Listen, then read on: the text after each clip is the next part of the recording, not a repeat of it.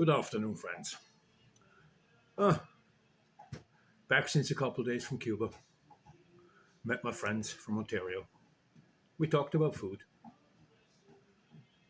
Some wishes came up. We're going to make those videos.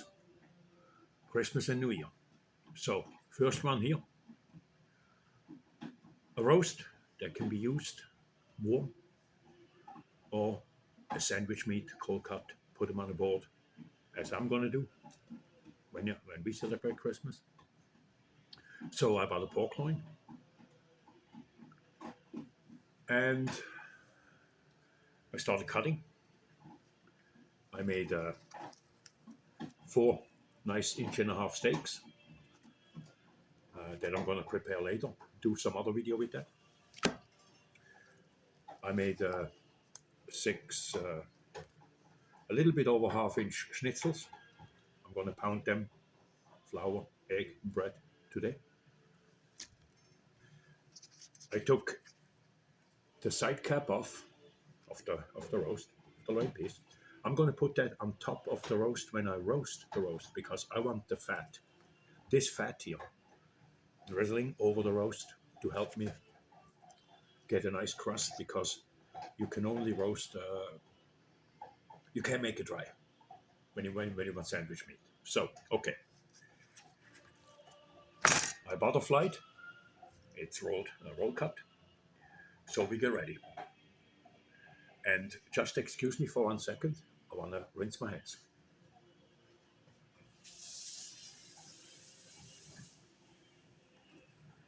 Okay. Now, I want flavor inside to come out. So what I'm going to do is I'm going to start with a adobo bitter orange. Nice sprinkle. Don't be shy. Put it on. I'm going to use a steak mix from a company. I can't say from whom. I prefer it. It's good. It has big salt chunks. It makes it really tasty. Now, to put a little bit of heat in, I'm using a couple pepperoncino flakes. Not too much, because I just want a little bit of heat. So now we have the base of spice inside. The next step, we need a sweet element to counter salt, to counter heat. So we're going to use a raspberry marmalade. Just a light coating because the sugar will stay. The sugar will go nowhere. It will just stay where it needs to be. You spread it lightly. Don't worry about it too much. I leave a 1-inch line on the outside.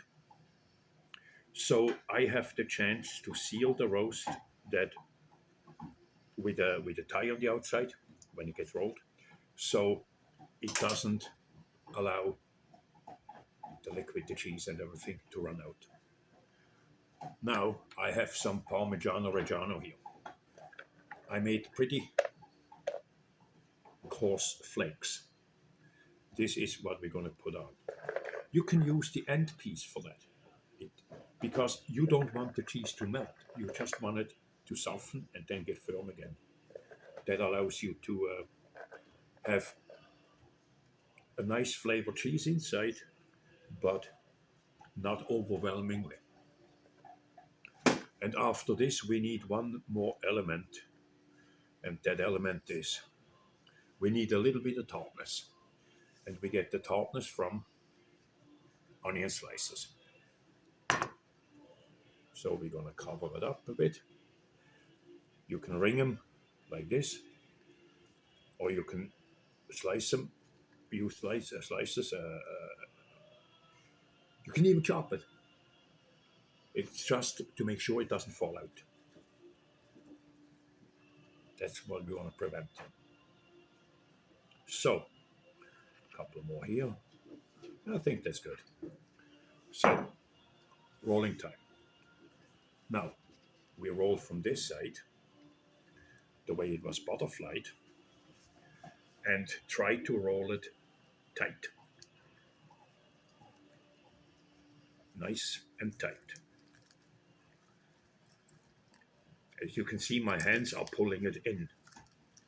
So it gets as tight as possible. So we have that.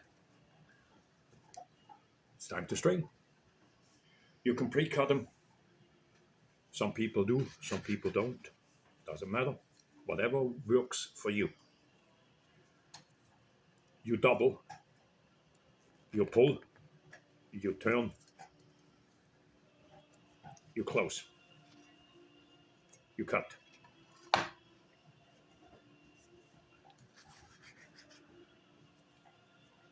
Perfectly would be every inch. So it will hold when it gets roasted.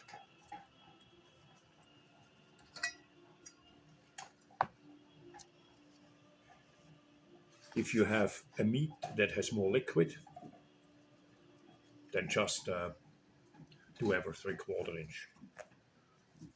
That's up to prerogative to different ovens. If you roast it on fire, would be different again. So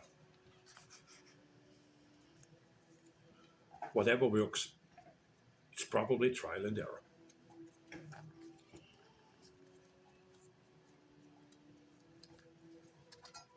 So here, now, I'm going to show the difference in the tie if I go 2 inch.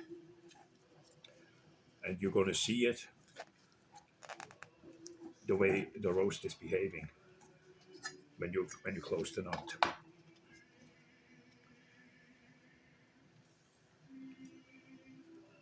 And now here, I'm going to go to the outside.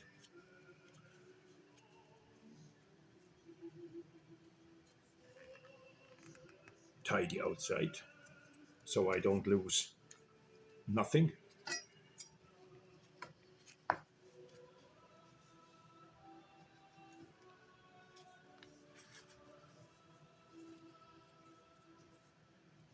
That's just to keep as much of the cheese inside as possible. And Parm Reggiano does not want to run easily. So it's not as important as it would be with a Camembert or something like that.